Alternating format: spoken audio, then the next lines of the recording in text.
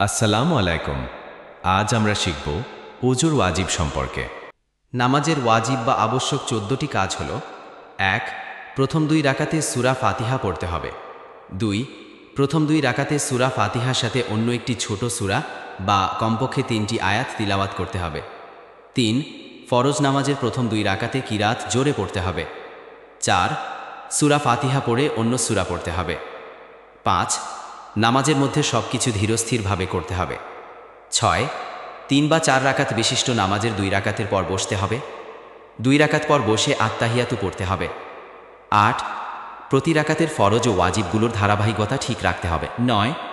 নামাজের ফরজ ওয়াজিবগুলো আদায় করতে হবে। 10. বিতর নামাজে তৃতীয় রাকাতে কিরাতের পর দোয়া পড়তে হবে। 11. 2 ঈদের নামাজে অতিরিক্ত 6টি তাকবীর বলতে হবে।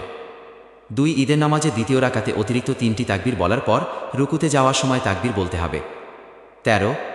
ইমামের জন্য জোহর, আসর এবং দিনের বেলাকার সুন্নত ও নফল নামাজে কিরাত আস্তে পড়তে হবে এবং ফজর, মাগরিব, জুমা, 2 ঈদ, তারাবি এবং রমজান মাসের বিতর নামাজে কিরাত শব্দ করে পড়তে হবে। 14. সালামের মাধ্যমে নামাজ শেষ করা